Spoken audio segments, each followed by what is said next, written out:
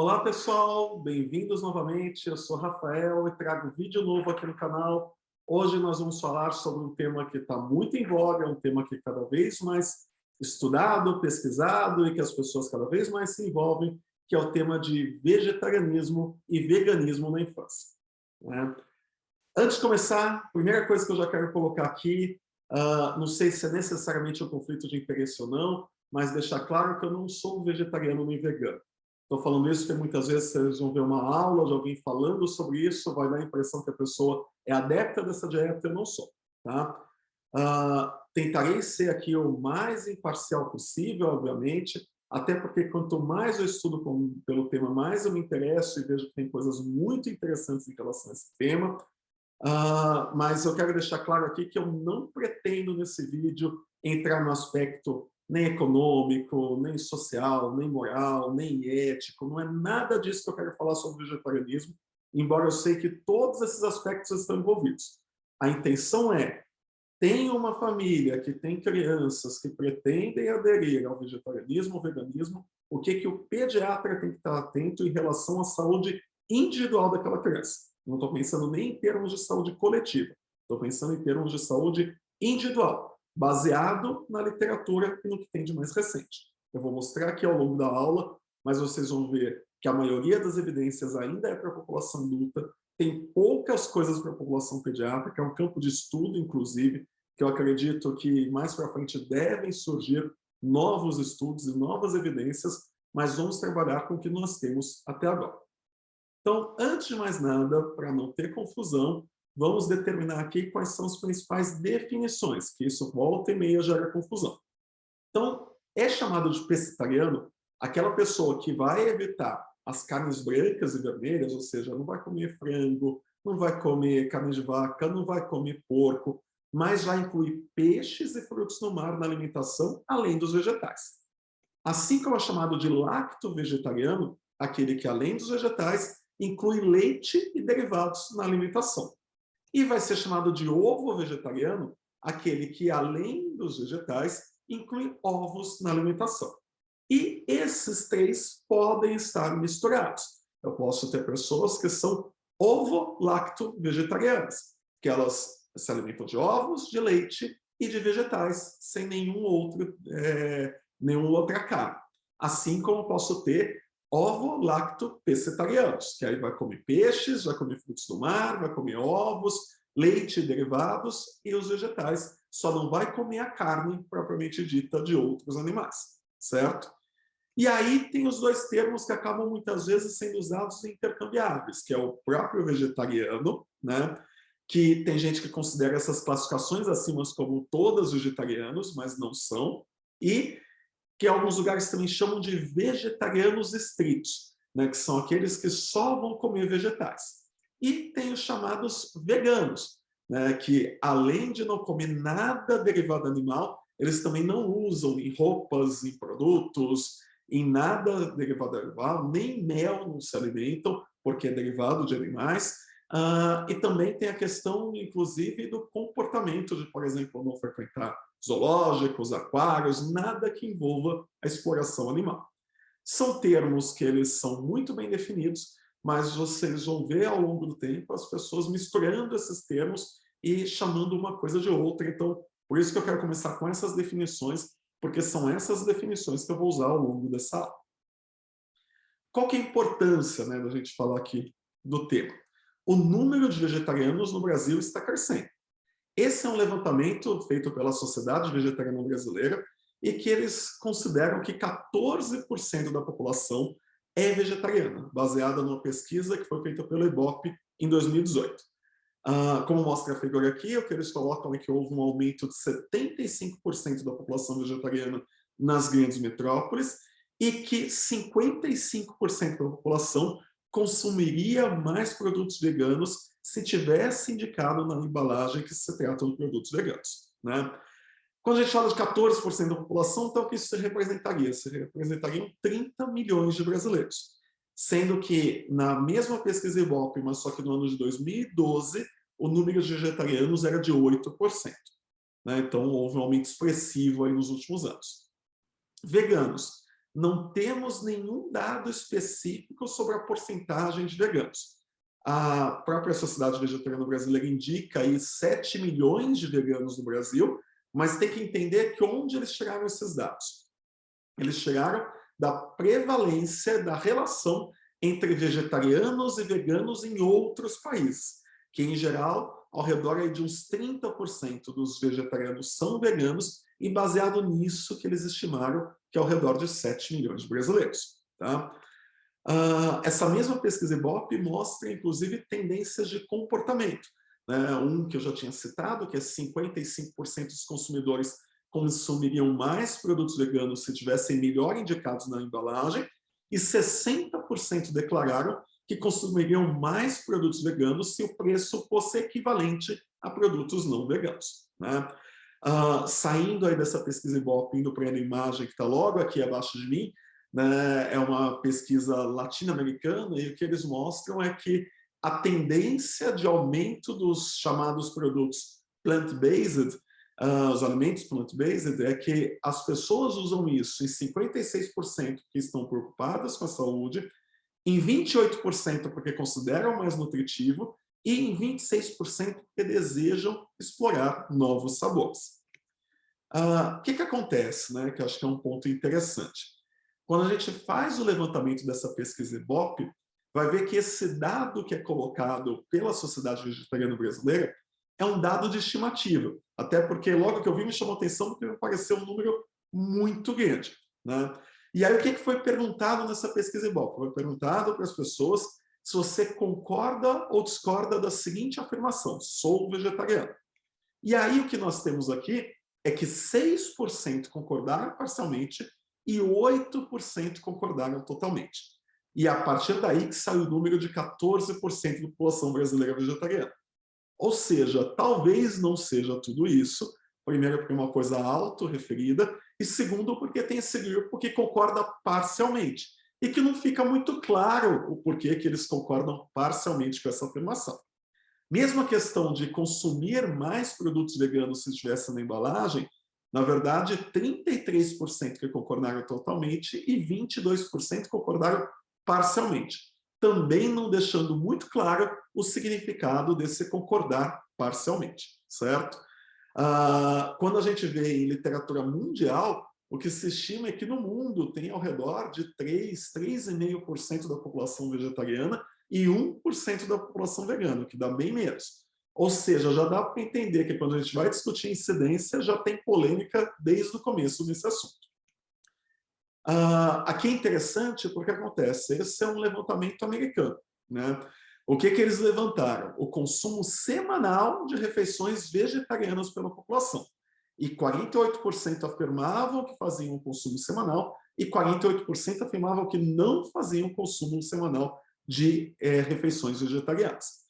E aí, quando a gente vê desses 48%, se divide da seguinte forma: 6% deles faziam uma refeição vegetariana por semana.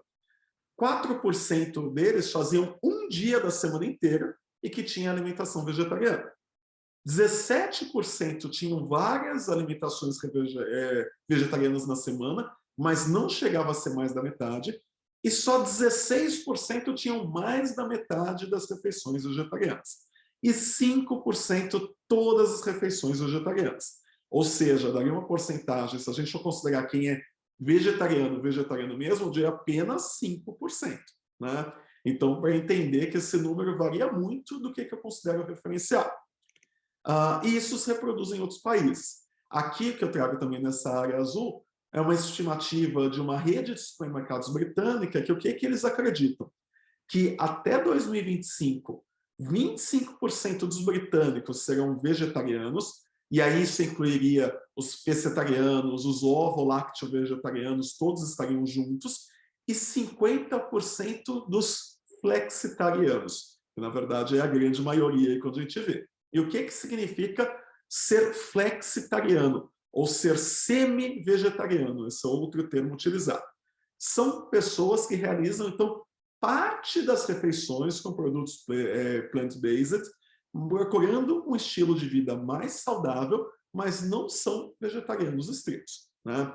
Mesmo quando a gente vê o mercado brasileiro, esse é um outro levantamento, mostra que nos últimos 12 meses, no ano de 2020, no ano passado, 49% da população afirmava ter reduzido o consumo de carne, né? Talvez até questões financeiras estejam envolvidas nisso, com a pandemia e o empobrecimento da população, e 85% desses experimentariam carnes vegetais se elas fossem idênticas às de origem animal. Ou seja, há um interesse crescente, não só no mundo, mas na população brasileira com esse tema, mas a gente não consegue ter certeza absoluta de quantos por cento estão envolvidos nisso, né? Um ponto que eu quero deixar aqui, antes de falar mais nada, né, que as pessoas entram numa dieta vegetariana com a ideia de ser algo mais saudável, mas obviamente que vai depender da dieta, como qualquer outra dieta. Não é porque é vegetariano que necessariamente é saudável. Acho que o fundo desse slide explica aí muito bem. É algo que não envolve proteína animal e que não é nada saudável, a batata frita, né? Então, qual é o meu objetivo nessa aula? É responder aqui duas perguntas. As dietas vegetarianas e veganas, elas são seguras e saudáveis para as crianças? E se são, como que nós, como pediatras, devemos orientar essas famílias? Então, é isso que eu tenho como objetivo para responder nessa aula. Para responder essa aula, essas perguntas, digo, nós fizemos aqui um levantamento, e é o que eu queria mostrar, pelo PubMed, usando aqui dois termos, Vegetarian Children e Vegan Children. E o que é que se encontra? Acho que duas coisas aqui são nítidas. Um aumento expressivo da quantidade de artigos sobre o tema, mais localizado, principalmente nos últimos 5 anos, principalmente para o termo vegano, né? Ou seja, não é só de aumento crescente na população, é aumento crescente de interesse na pesquisa científica sobre o tema. E aí o que acontece, né? Pegando referências mundiais, o que é falado no mundo sobre o tema, primeiro que eu vou colocar aqui é a Academia de Nutrição e Dietética inglesa, e o que eles colocam? Que as dietas vegetarianas adequadamente planejadas, e mais para frente eu vou falar o que seria ser adequadamente planejadas, incluindo as veganas, são apropriadas para todas as fases do ciclo da vida, incluindo gravidez, lactação, primeira infância, a infância como um todo e a adolescência. E podem trazer benefícios à saúde e à prevenção de certas doenças. É semelhante ao que o governo americano também se pronuncia, que o vegetarianismo e o veganismo são alternativas saudáveis para todas as fases do ciclo da vida. Então, esse ponto, o vegetarianismo é saudável? O que os dados demonstram é que sim, né? Os estudos observacionais, então, eles demonstram que as dietas vegetarianas eles estão associadas à redução de obesidade, hipertensão arterial, doença coronariana, diabetes tipo 2, ou seja, preveniria a maior parte das doenças cardiovasculares, que são a principal causa de óbito do mundo atualmente, né? Então, seria muito útil nesse sentido. O que eu tenho que lembrar é que esses dados são, na sua maior parte, baseados em adultos vegetarianos e não em crianças vegetarianas. Também está associado, né, do ponto de vista laboratorial, em redução do colesterol não HDL, em redução da pressão arterial e redução do IMC, ou seja, parâmetros objetivos que podem ser analisados pelo exame físico ou laboratorialmente são reduzidos nos pacientes que adotam uma dieta vegetariana.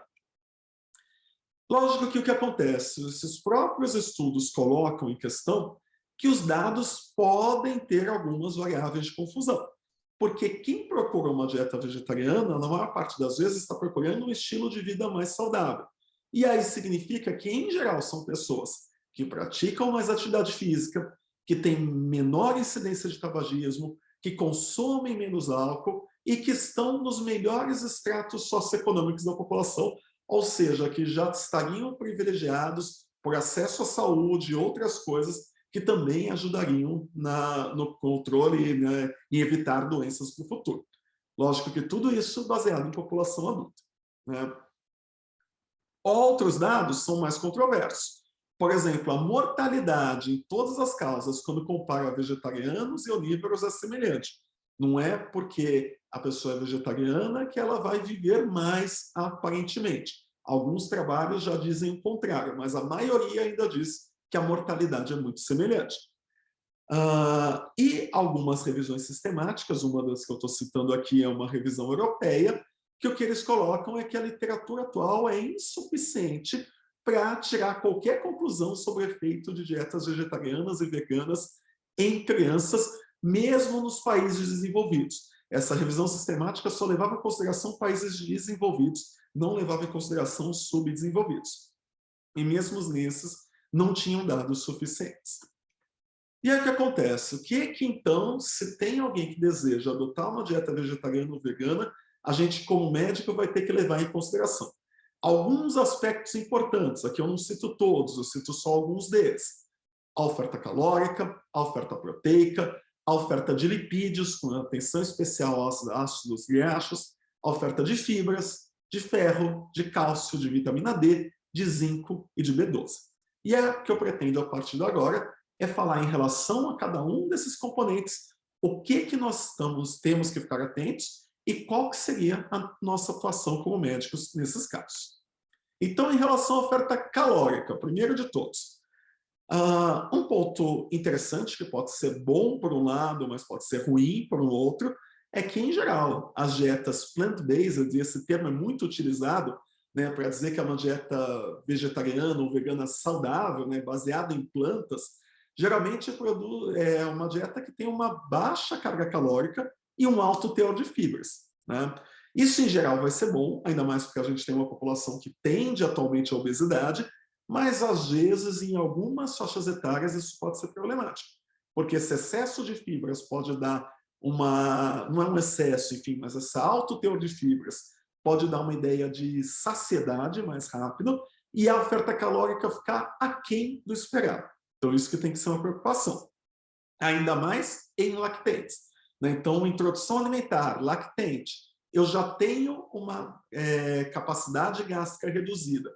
Se eu uso esse tipo de dieta, eu posso ter um risco maior de ter um aporte calórico insuficiente. E aí, nessas idades, vai ser importante a gente acabar priorizando dietas que sejam vegetarianas, mas que ofertem uma carga calórica melhor, com uso de oleaginosas, uso de abacate, uso de manteigas, para eu garantir meu aporte calórico, mantendo o desejo de ter uma dieta vegetariana.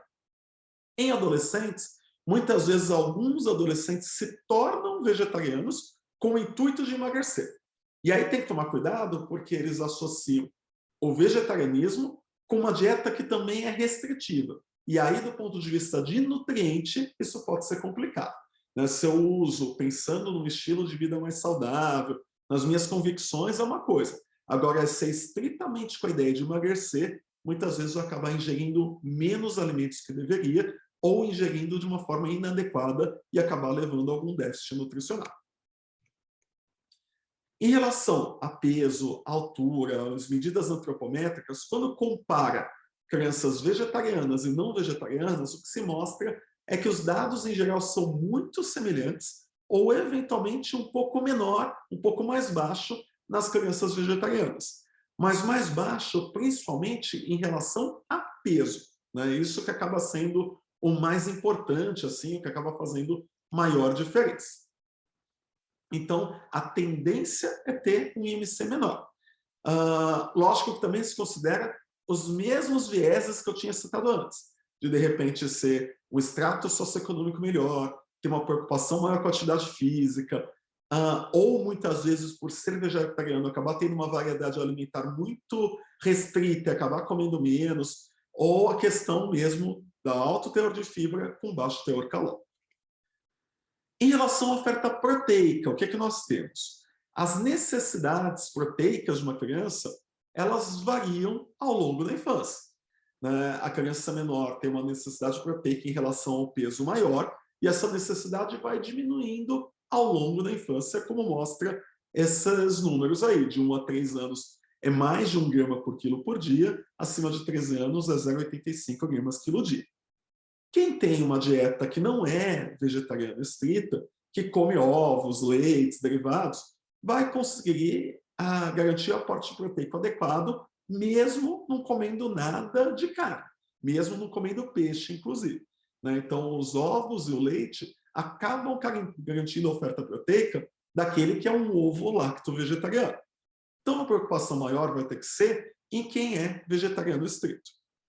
Abaixo de 1 ano de idade, também, o que acaba acontecendo? O seio materno, como ele exclusivo nos primeiros 6 meses, ou ele complementado com outros alimentos entre 6 meses e 1 ano, também vai garantir o aporte proteico adequado. Fórmulas comerciais à base de vegetais também vão garantir isso. Por exemplo, você usar uma fórmula de soja.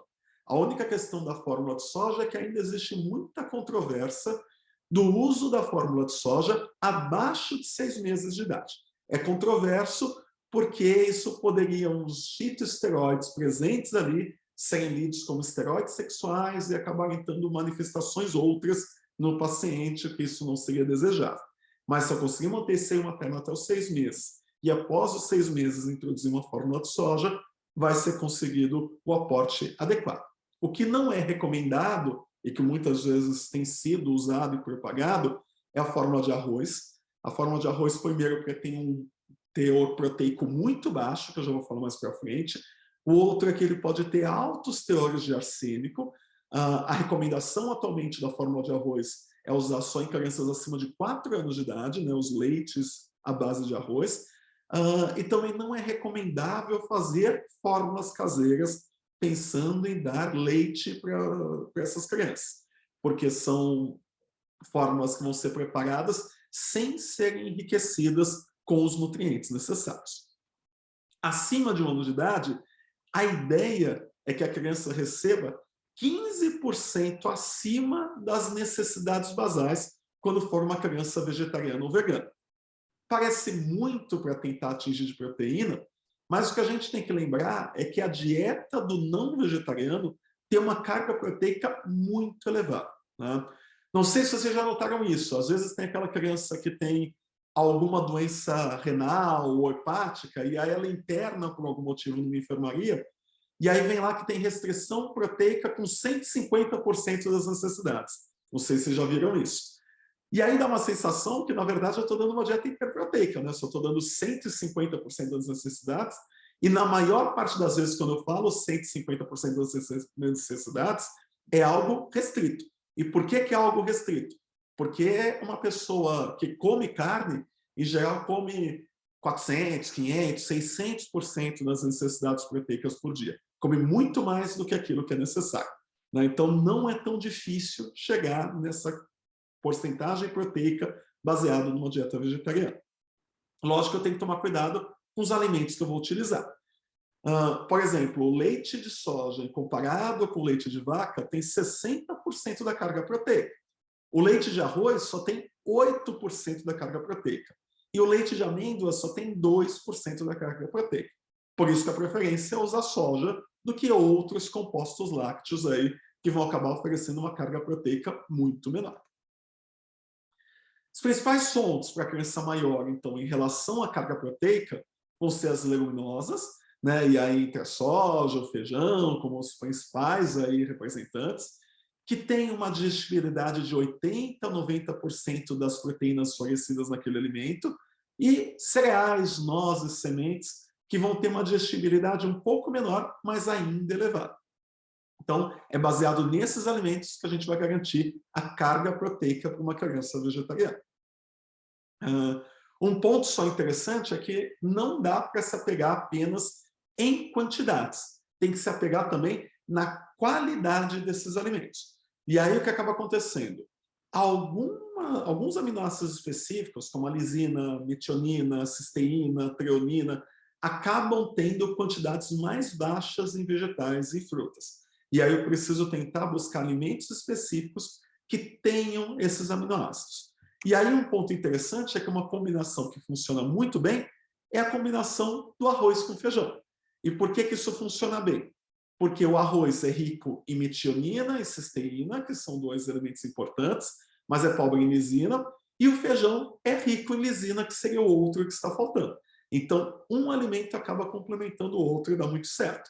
Então, essa mistura brasileira do arroz com feijão funciona muito bem para aporte proteico de criança vegetariana. O que eu tenho que lembrar é que são 9 os chamados aminoácidos essenciais, que eles são importantes para o metabolismo de qualquer pessoa e que eles só vão estar presentes de forma completa, os 9, em proteína de origem animal e na proteína de soja. Então, por isso que é importante ter variedade de outras proteínas para cada alimento dar um desses aminoácidos e juntar esses 9 essenciais que o nosso organismo precisa. Mudando de assunto, então, oferta lipídica. O que acontece em relação à oferta lipídica na criança que é vegetariana? O que a gente sabe é que a gordura deve representar, numa criança saudável, de 25% a 35% da dieta. Se eu tenho uma oferta de lipídios abaixo de 25%, isso começa a comprometer o meu crescimento. E se eu tenho abaixo de 15%, eu começo a ter deficiência dos ácidos graxos essenciais. E esses ácidos graxos essenciais vão ser obtidos através de quem? De ômega 6 e de ômega 3. Então, mais uma vez, não é uma questão só de quantidade daquele substrato. Assim como eu falei em relação à proteína, vale também para o lipídio. A gente depende de quantidade, mas a gente depende também da qualidade daquilo que é oferecido. O ômega 6, em geral, não é um problema, porque a maioria dos vegetais tem alto teor de ômega 6. O problema é o ômega 3. O ômega 3 acaba tendo uma quantidade muito restrita. Apenas alguns elementos têm. O óleo de soja, o óleo de canola, a semente de linhaça, eu já vou falar que a linhaça que é muito importante nesse sentido, a semente de chia, esses que vão ter uma carga importante de ômega 3. E aí o que acontece? O ômega 3, ele é o ácido alfa-linoleico e ele que vai ser o responsável no organismo, quando a gente ingere, para a produção de chamados LC-PUFA, que são os ácidos graxos poliinsaturados de cadeia longa, que vão gerar o EPA e o DHA. O DHA está associado à parte de mielinização, né? Tanto o sistema nervoso central quanto de retina. Então, é muito importante na questão de neurodesenvolvimento. A questão que eu tenho que ter oferta de ômega 3, mas para eu poder ter uma síntese adequada de DHA, eu preciso ter uma oferta com uma relação adequada entre ômega 6 e ômega 3. E o que a literatura coloca é ter mais ômega 6 do que ômega 3, mas não muito mais. A maioria dos trabalhos falam de uma relação de 2:1, até no máximo 5:1. Né? O que acontece? Como o vegetariano vai ter muita oferta de ômega 6, o que acaba acontecendo é que tem muito mais ômega 6 do que ômega 3. Então, é interessante evitar muitos alimentos ricos em ômega 6, porque eu não vou conseguir ter uma metabolização adequada do ômega 3. Então, é evitar gordura trans, é evitar alguns óleos, como óleo de coco, óleo de palma. Então, são coisas importantes que vão ter que ser retiradas da dieta.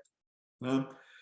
E gestantes e lactantes devem consumir boas fontes de ômega 3, sejam elas vegetarianas, veganas ou não.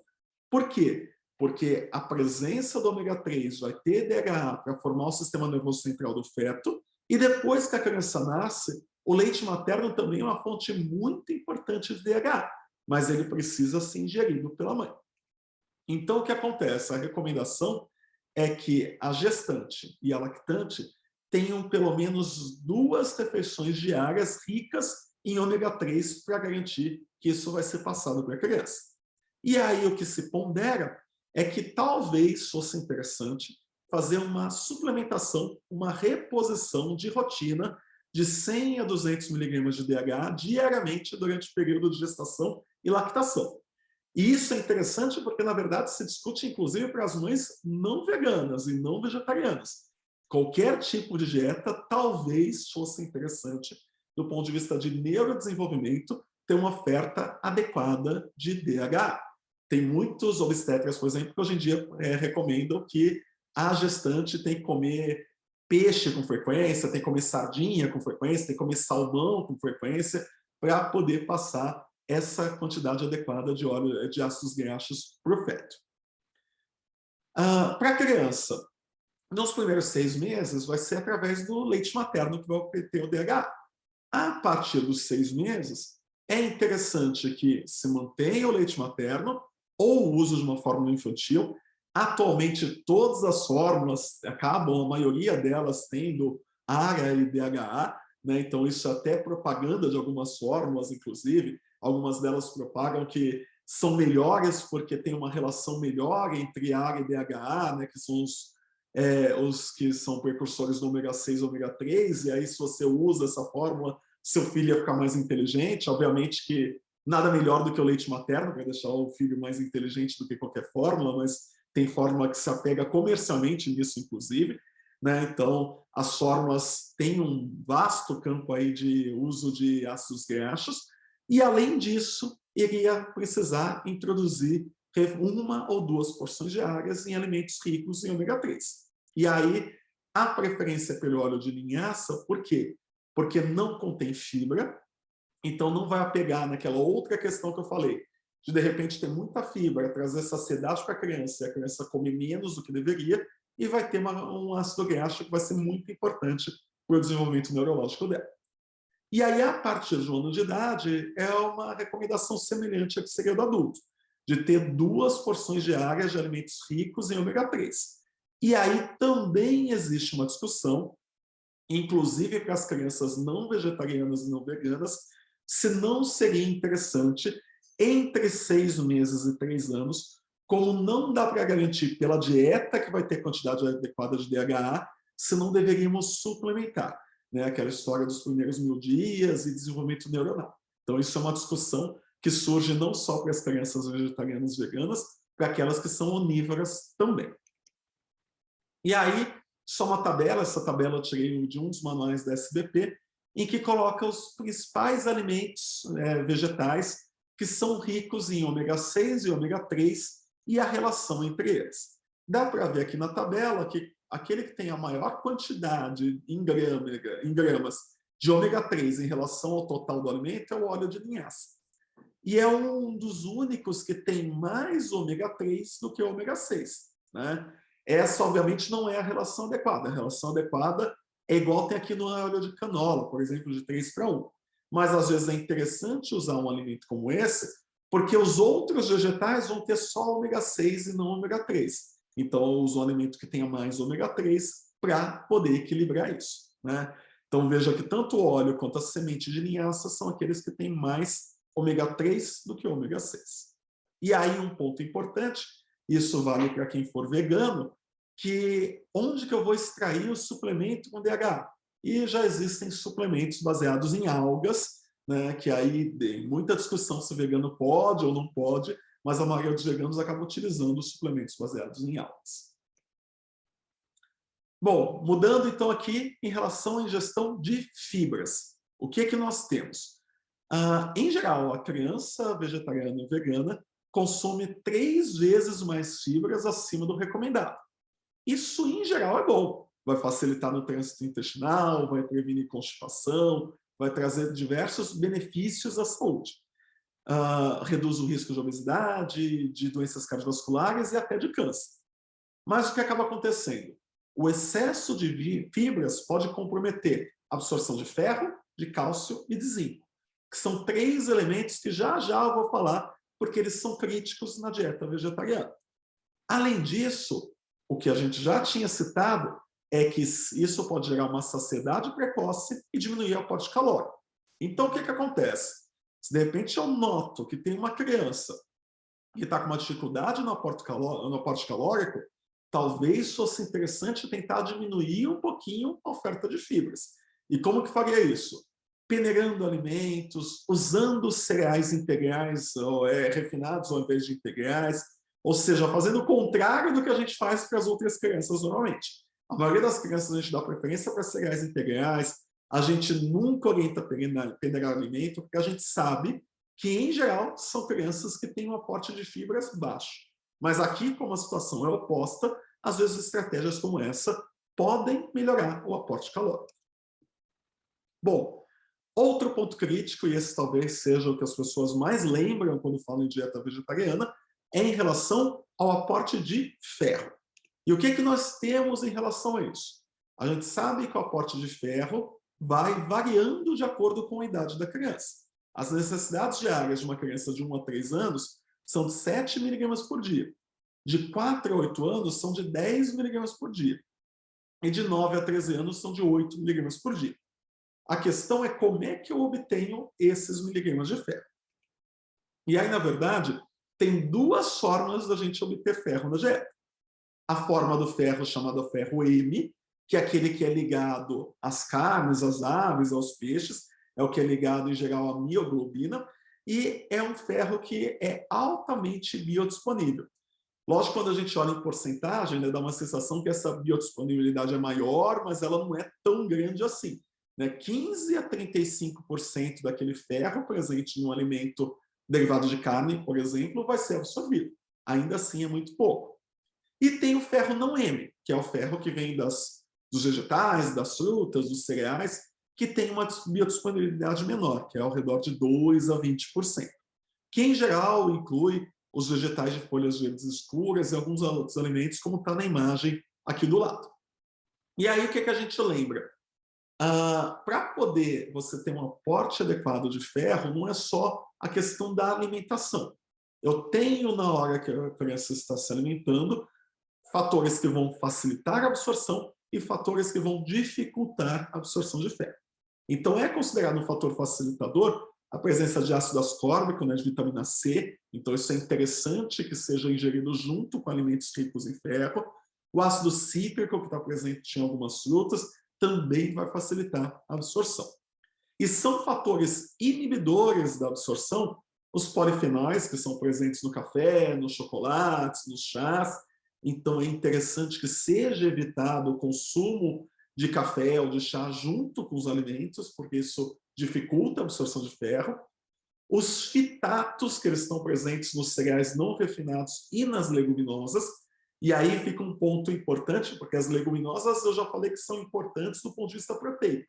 Mas só que a presença da leguminosa na alimentação pode diminuir a quantidade de ferro absorvido. Então, como que é uma forma de resolver isso? Vários lugares orientam que um dos jeitos, por exemplo, eu quero comer feijão. Feijão tem um alto teor de ferro, mas ao mesmo tempo é uma leguminosa que tem fitatos também. Como que eu resolvo para esse equilíbrio? Eu posso pegar o feijão, deixar 12 horas de molho, jogar aquela água que eu deixei de molho fora, e aí com isso eu vou estar retirando os fitatos do feijão, e aí o que vai sobrar de ferro vai ser melhor aproveitado, vai ser melhor absorvido.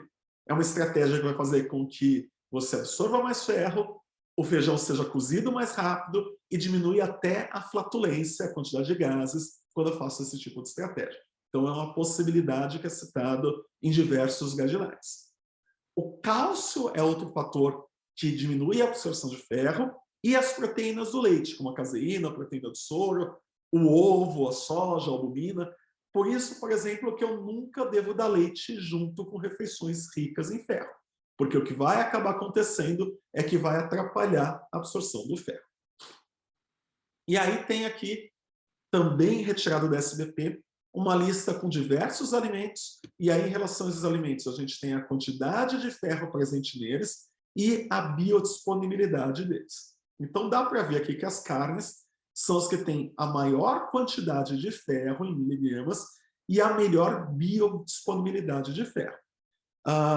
Outros alimentos, às vezes, até têm quantidades grandes, como, por exemplo, aqui a gema do ovo, mas a biodisponibilidade é mais baixa.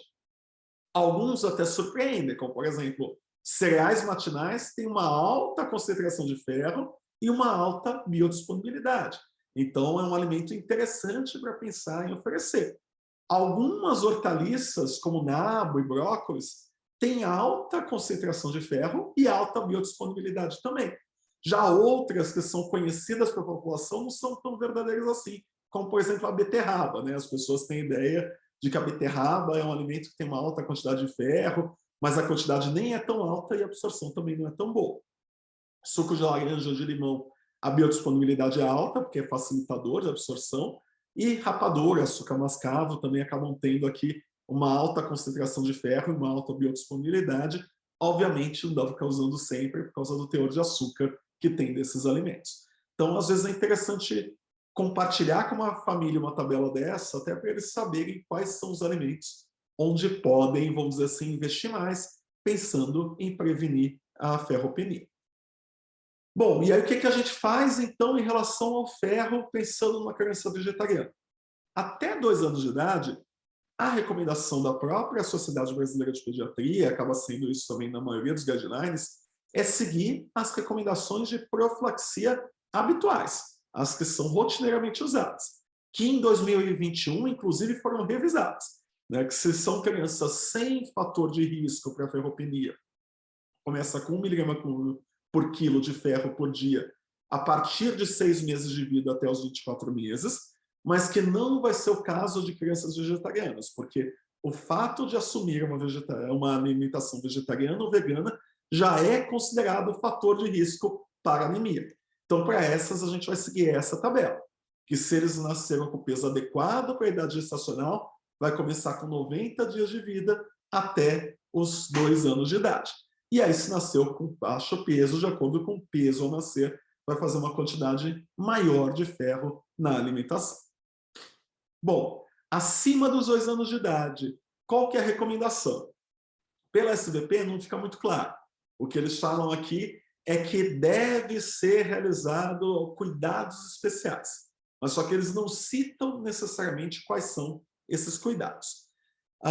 Vários lugares, essa referência eu tive inclusive aqui do UpToDate, recomendam que se eu tenho uma dieta que ela é vegetariana ou vegana restrita, que talvez fosse interessante de tempos em tempos fazer uma triagem para ferropenia, em geral com dosagem de hemograma para ver como está o HB e de ferritina para ver como estão os estoques de ferro. Lembrando que ferritina é um marcador mais precoce de deficiência de ferro, mas que, por outro lado, a ferritina pode estar reduzida se eu tenho quadro inflamatório, então eu tenho que colher na ausência de infecção. E aí, então, colheriam esses exames, em geral, a cada 2, 3 anos, e aí trataria o paciente de acordo com o resultado, se está adequado ou não, para pensar em fazer alguma intervenção.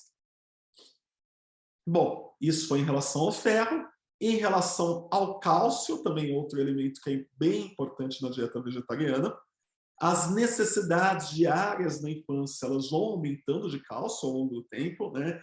Então, de 1 a 3 anos, a recomendação diária é de 700 miligramas por dia, de 4 a 8 anos é de 1.000 miligramas por dia, e de 9 a 18 anos é de 1.300 miligramas por dia.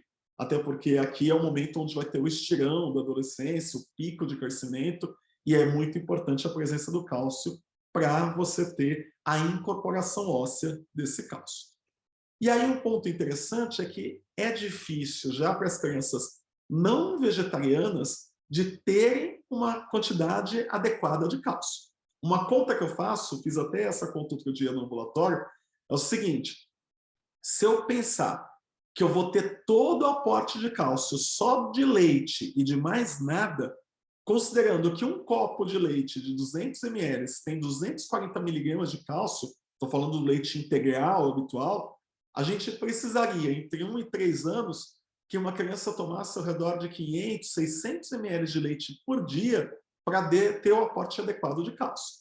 Se entre 4 e 8 anos, precisaria de uns 800 ml por dia para ter o aporte adequado de cálcio. E na adolescência, seria mais de 1 litro de leite por dia para ter o aporte adequado de cálcio. Lógico que essa conta que eu estou fazendo aqui é a conta considerando que o cálcio viria única e exclusivamente do leite e não viria de nenhum outro alimento, que a gente sabe que isso não é verdade, que o cálcio também é obtido através de outros alimentos.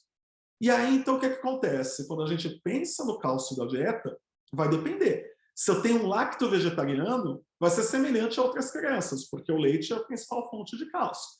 Agora, se eu tenho um vegetariano estrito ou um vegano, aí eu tenho um risco maior de deficiência. Quais são as outras fontes vegetais, então, de cálcio? Eu tenho cálcio através de brócolis, de couve, de quiabo, de nabo, de soja, mas a biodisponibilidade, a absorção desse cálcio, muitas vezes é baixa. Por isso, é interessante considerar, então, se eu tenho uma criança com uma dieta vegetariana ou vegana, de usar leite de soja enriquecido em cálcio, que vai ter uma biodisponibilidade alta, semelhante à do leite de vaca, e que vai garantir esse aporte nutricional de cálcio. Então, isso é um ponto interessante da gente pensar e propor para as famílias, porque é muito difícil, sem leite, sem nenhum derivado de leite, garantir toda essa necessidade de cálcio que uma criança tem. Que, às vezes, a gente, como pediatra, não vai ver muito problema, não vai ver muita diferença, mas essa pessoa, principalmente se for uma menina, vai sofrer lá na fase adulta e depois da menopausa, com osteoporose, com outros problemas, porque não incorporou a quantidade de cálcio desejável que deveria ter incorporado durante a infância. Bom, e aí o que acontece? O que facilita a absorção de cálcio quando a gente está se alimentando?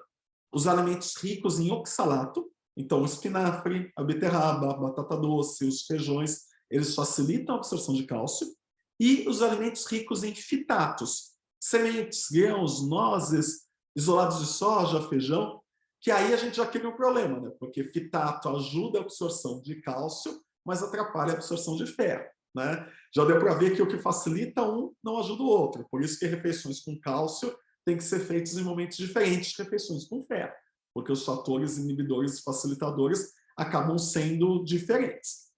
E aí o que acontece? O que inibe a absorção de cálcio? Muito carboidrato e a vitamina C, que é um fator que é facilitador de absorção de ferro, né? Então, mais um motivo para a gente pensar em alimentos ricos em cálcio e ficarem longe de alimentos ricos em ferro, mesmo para as crianças não vegetarianas, né? Um outro fator que eu tenho que lembrar é da excreção do cálcio. E a excreção do cálcio ela é facilitada, ela é aumentada pelo excesso de sal, né?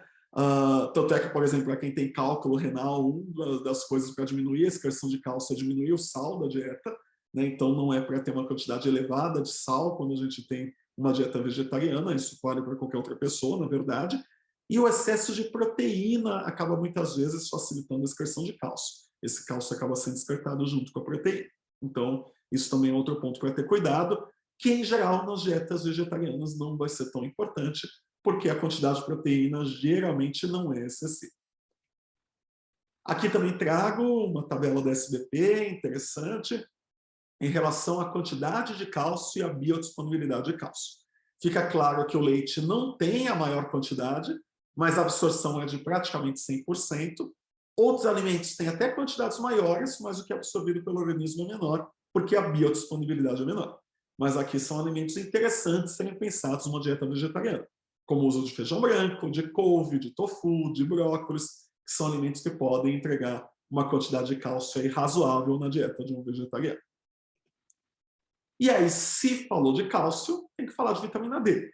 Na verdade, há quem considera, inclusive, que a vitamina D, nesse quesito, é mais importante do que o cálcio, porque não adianta eu ter o cálcio ali no organismo se eu não tenho o fator que faz com que esse cálcio seja incorporado pelo osso. E aí o que acontece? Quando a gente pensa em níveis adequados de vitamina D, vai depender da exposição solar regular e da ingestão de alimentos fortificados ou suplementados com vitamina D. O que a gente sabe é que as quantidades inferiores a 10% são provenientes de dieta. E isso, inclusive, para as crianças não vegetarianas. A quantidade de vitamina D que a gente ingere, em geral, é muito baixa, né? Por isso, inclusive, que tem-se orientação de fazer profilaxia de botina para as crianças até os 2 anos de idade. Então, alimentos que são ricos em vitamina D, a maior parte deles vai ser de origem de peixes e derivados. Então, óleo fígado de bacalhau, sardinha, atum, salmão. Então, são todos alimentos que têm um alto teor de vitamina D. O que vai ter fora disso? Iogurte, o ovo. Então, aqui também vai depender muito se eu tenho uma criança que ela é vegetariana estrita ou se ela é lacto-vegetariana. Porque se ela for lacto-vegetariana, talvez não seja tão complicado do ponto de vista de cálcio e de vitamina D. Agora, se ela for vegetariana estrita, vai ser mais complicado de como lidar com isso, né? Então, qual que é a recomendação para a criança vegetariana? Até 2 anos de idade, a recomendação é idêntica, seja vegetariana ou não. O que a SBP recomenda?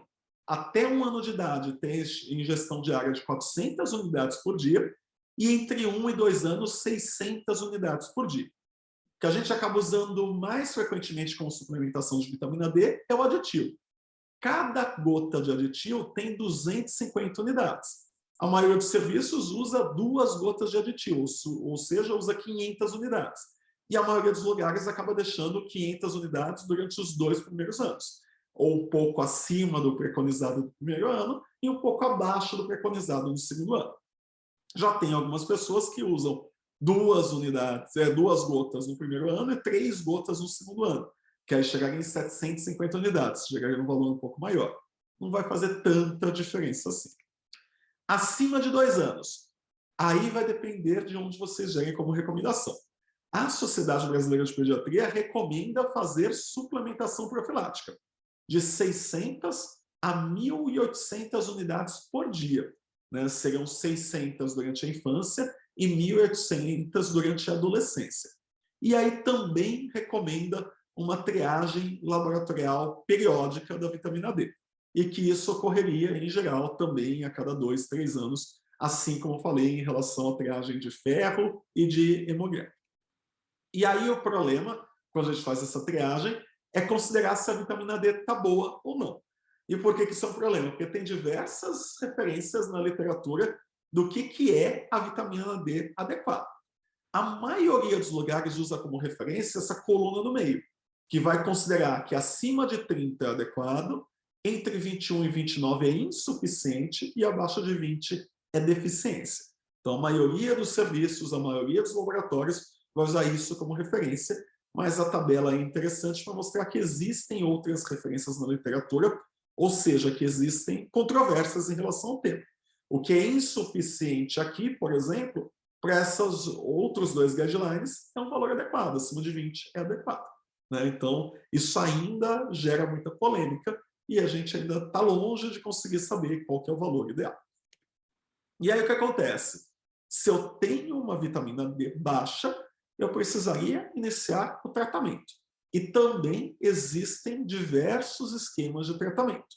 Aqui, essa tabela também é da SBP, traz 2 guidelines diferentes com 2 propostas diferentes.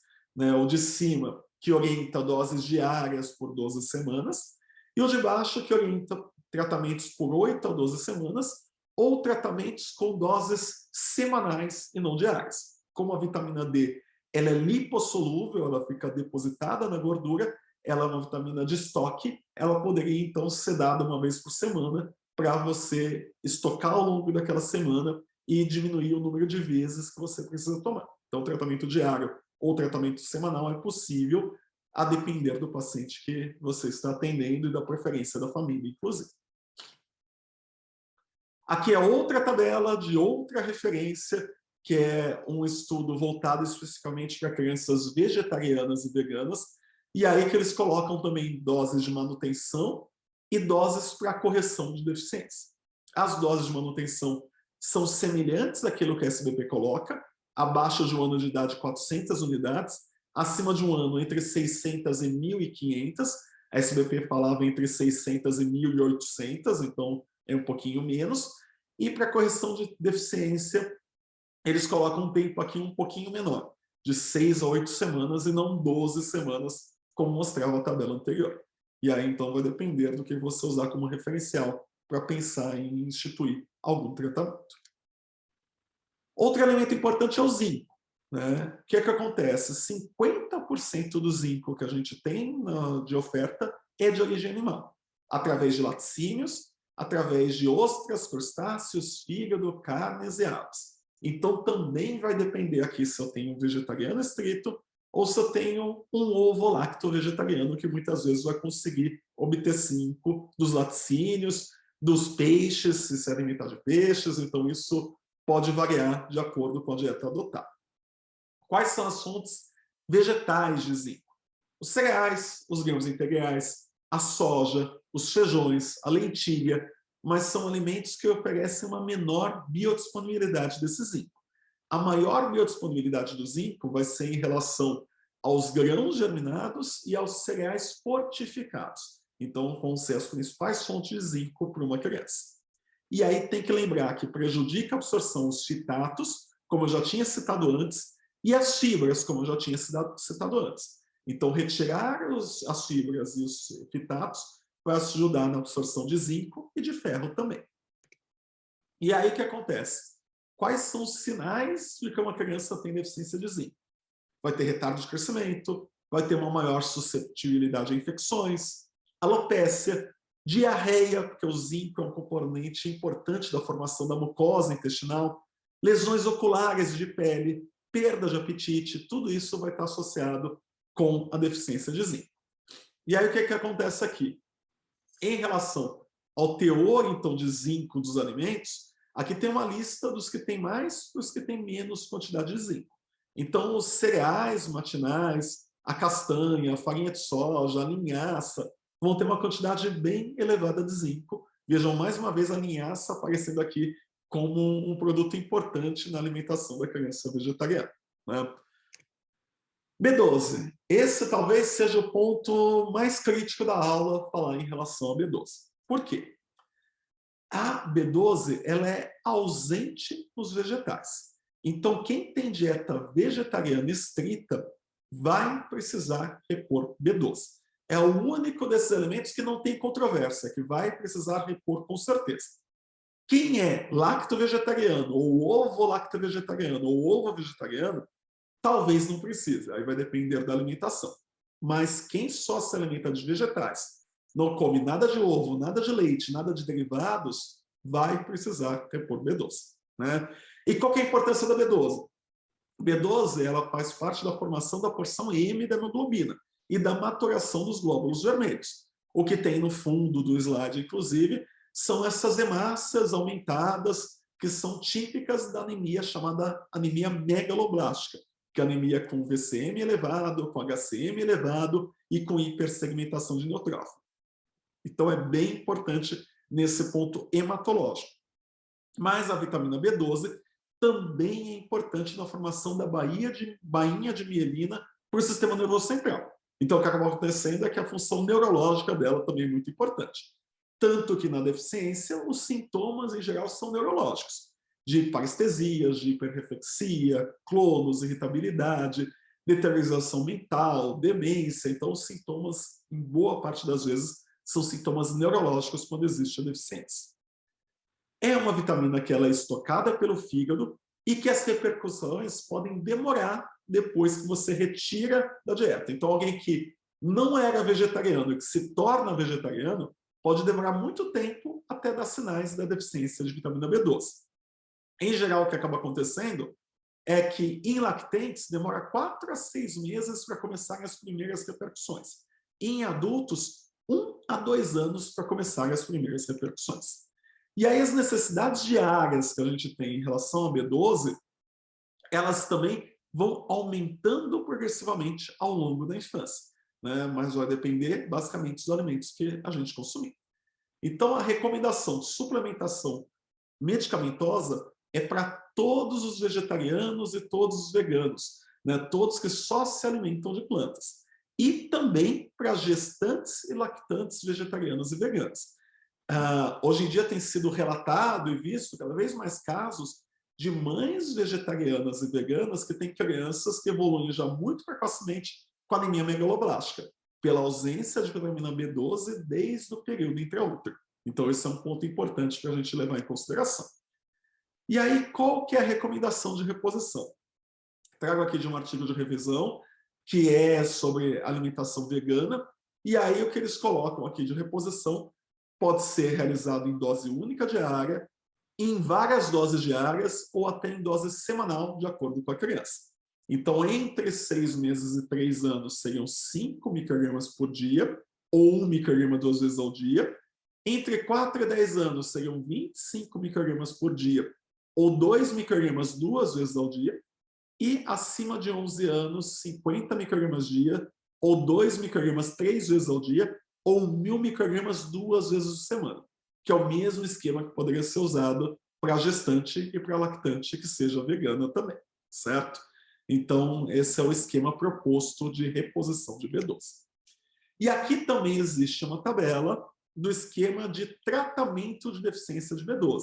Essa eu não vou ficar lendo a tabela inteira, fica aqui para vocês tirarem print da tela e depois consultarem, enfim, ou consultarem o artigo aqui embaixo, que é um artigo bem interessante, eu vou falar dele de novo mais para frente, que aí, de acordo com o valor de B12, você faria uma reposição específica, com o objetivo de deixar acima de 300 AB12.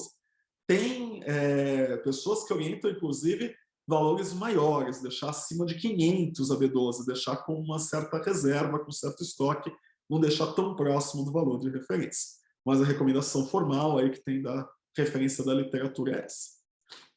E aí, o que acontece? A gente, em geral, vai monitorizar pela AB12 para saber se o tratamento está adequado ou não, mas o certo seria também colher homocisteína, ácido metilmalônico, holotranscobalamina, que são marcadores que estão todos associados com a metabolização da B12, e não só a B12 seca. Tá? Então, esses seriam pontos importantes laboratorialmente para serem monitorizados, se disponíveis. Não são exames que são disponíveis com grande facilidade. A B12 sozinha é mais fácil da gente conseguir, e o próprio artigo recomenda que, se tiver só ela, para eu me pautar por ela e, a partir daí, decidir se precisa ou não fazer tratamento ou se é só profilaxia. E aí a questão é o seguinte, né? Falei de diversas coisas, mas só que como é que eu vou orientar? Como é que eu vou estruturar para explicar para a família o que fazer e como fazer? Um ponto importante é que a gente deve considerar fortemente o apoio de nutricionistas e nutrólogos, principalmente nos momentos de fase de crescimento acelerado na infância. E que a gente só deve orientar aquilo que a gente estudou e se sente confortável para falar, para também não fazer orientações equivocadas sobre uma dieta que pode trazer certo prejuízo se for realizada inadequadamente. E aí, referências para isso. Tem uma referência, duas referências aqui interessantes, que essa daqui é da Sociedade Vegetariana Brasileira. Na verdade, ela é um guia para a introdução alimentar e que vai até os 2 anos de idade. Ele é bem interessante, ele orienta desde o aleitamento materno até a introdução das primeiras refeições, dá dicas, sugestões de receitas. Eu sugiro fortemente que vocês entrem e vejam, porque é um guia muito bem feito, né? Vocês vão ver que, para conseguir o guia, vocês têm que entrar no site da Sociedade Vegetariana Brasileira, faz um cadastro e aí rapidamente eles respondem por um e-mail e aí você consegue ter acesso ao manual. É gratuito, não tem que pagar nada para isso. E a SBP tem aqui, de 2017, um texto. Ele não é muito profundo, ele é um pouco mais superficial, mas ele aborda o vegetarianismo na infância e na adolescência, e acho que é um bom ponto de partida para começar a estudar sobre o assunto. Aqui é uma das imagens desse guia que eu falei da Sociedade Vegetariana Brasileira. Aqui é um exemplo de como seria um prato ideal de uma criança vegetariana, o que eu tenho que ter de porção de cada uma das coisas. Aqui são fotos, para deixar todo mundo com água na boca, de receitas que são ensinadas, né, que tem lá nesse guia da Sociedade Vegetariana Brasileira. Tanto de receitas doces quanto de receitas salgadas. Então, tudo que tem aqui não tem nada de produto de origem animal. E aqui são 2 textos interessantes, que aí já são de literatura internacional. Esse, por exemplo, foi feito por um grupo italiano e que faz uma revisão de tudo que é importante do ponto de vista nutricional para a mãe e para a criança que seja vegana. E aqui vai falar da questão da dieta vegetariana bem planejada, que eu já tinha citado isso antes e que eu vou falar aqui novamente, né? Que o que seria a dieta vegetariana bem planejada? Então, é uma dieta que o que vai ter na sua composição? Grandes quantidades e uma grande variedade de vegetais. Não é para ficar sempre no mesmo vegetal. Enfatizando alimentos inteiros ou minimamente processados. Não é a intenção de ficar comendo dieta vegetariana industrializada, né? É a chamada plant-based diet. É a dieta baseada em plantas, em vegetais. Limitar a quantidade de fibras no fim da gestação e no início da infância, porque, como eu já disse, pode comprometer o aporte calórico. Escolher boas fontes de ômega 3 e óleos monoinsaturados, evitando gordura trans e óleos tropicais. Por que tem que evitar? Como eu já disse lá, as gorduras trans têm muito ômega 6. Isso tem uma relação desequilibrada entre ômega 3 e ômega 6, acaba fazendo com que eu não consiga gerar o DHA, que é importante para a mielinização e para o desenvolvimento neural. Limitar a quantidade de gorduras vegetais, exceto na primeira infância, né, que eu não devo limitar, mas eu devo escolher bem essas gorduras vegetais, porque aquilo que eu falei, não é porque é vegetariano que é saudável. Se eu comer muita gordura, eu vou ter problema também, por mais que seja vegetariano. Consumir quantidades adequadas de cálcio, e aí para isso é interessante pensar nos alimentos fortificados em cálcio, por exemplo, no leite de soja. A quantidade de vitamina D, o que eles acabam colocando é que, independente do tipo de dieta, nunca tem uma quantidade adequada, então por isso que a recomendação é a mesma do restante da população. Assim como consumir quantidades adequadas de B12, então vai depender se ele é ovo ou lacto vegetariano ou não, porque se for vegetariano estrito ou vegano vai ter que repor a B12. E aí o que é que acontece? Só para a gente sintetizar o que a gente vai ter que fazer além dessas orientações, a gente vai precisar de controles. Vai precisar de triagem de ferropenia a cada 2 ou 3 anos, ou até antes, se tiver outros fatores clínicos, ou até sinais clínicos de anemia, triagem de hipovitaminose D a cada 2, 3 anos. Então, isso é o mínimo que a gente vai precisar fazer. E é interessante a dosagem de B12, que eu acabei não colocando no slide, mas que acaba sendo uma coisa importante também. E aí, do ponto de vista de suplementação, o que acaba acontecendo? O que é recomendado para todas as crianças, sem exceção, sendo veganas ou não veganas, sendo vegetarianas ou onívoras? Que faça a profilaxia com ferro, mas que no caso aqui das crianças vegetarianas vai começar com 3 meses de vida e vai até 2 anos de idade, com 1 miligrama quilo dia, ou até mais, se for baixo peso ao nascer, né? Começa antes e com doses maiores. E a profilaxia com vitamina D, que isso é recomendado também para todas as crianças, sem exceção, 400 unidades no primeiro ano e 600 unidades no segundo ano de vida. Recomendações que talvez todas as crianças, mesmo as não vegetarianas e não veganas, deveriam receber. Vitamina D acima dos 2 anos de idade, né? Esse é um ponto polêmico, mas há quem defenda, entre 600 e 1.000 unidades e 1.800 unidades por dia. E o DHA, que eu já tinha citado também no texto, entre 6 meses e 3 anos de idade, 100 miligramas por dia de DHA. E aquilo que é recomendado especificamente para as crianças vegetarianas e veganas. A B12, a não ser que seja ovo ou lacto vegetariano, que aí talvez não precise. E aí a recomendação, então, entre 6 meses e 3 anos é 5 microgramas dia. Não coloco a recomendação abaixo de 6 meses, porque abaixo de 6 meses ser obtido pelo leite materno, e se a mãe for vegetariana ou vegana, é ela que tem que estar tomando. Entre 4 e 10 anos de idade, 25 microgramas por dia, e acima de 10 anos de idade, ou 50 microgramas dia, ou 1.000 microgramas 2 vezes por semana. E aí um ponto interessante é que muitos lugares orientam a vitamina B12 intramuscular, mas a oral é igualmente eficaz nesse sentido.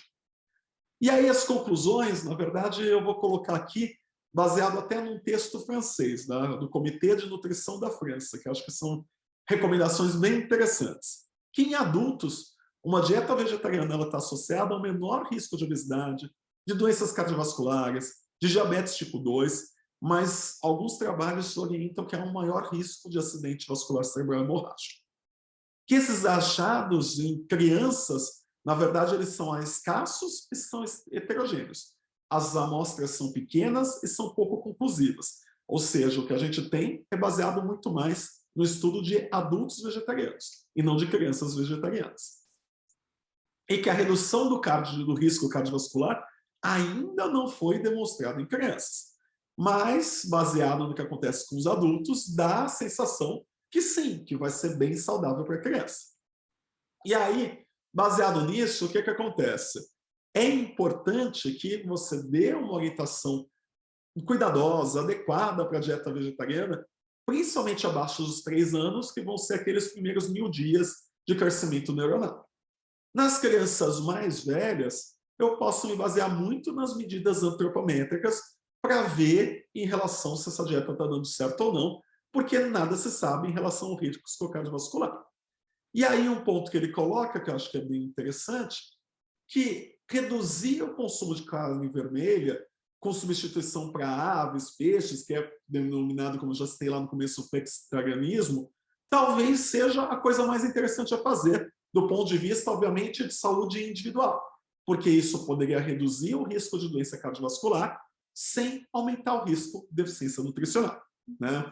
Obviamente, isso que eu estou falando é pensando não do ponto de vista dos motivos que levaram alguém a ser vegetariano, mas pensando da saúde individual, nutricional daquela pessoa e baseado nas evidências que nós temos até esse momento.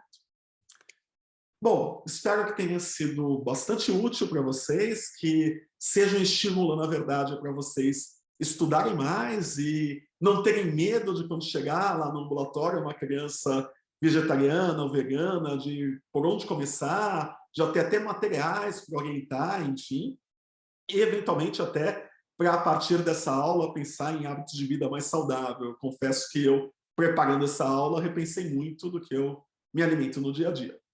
Muito obrigado pela atenção de todos. Só gostaria de lembrar, para aproveitar, que quem não ativou a notificação, ativa a notificação para ser informado quando tiver novos vídeos.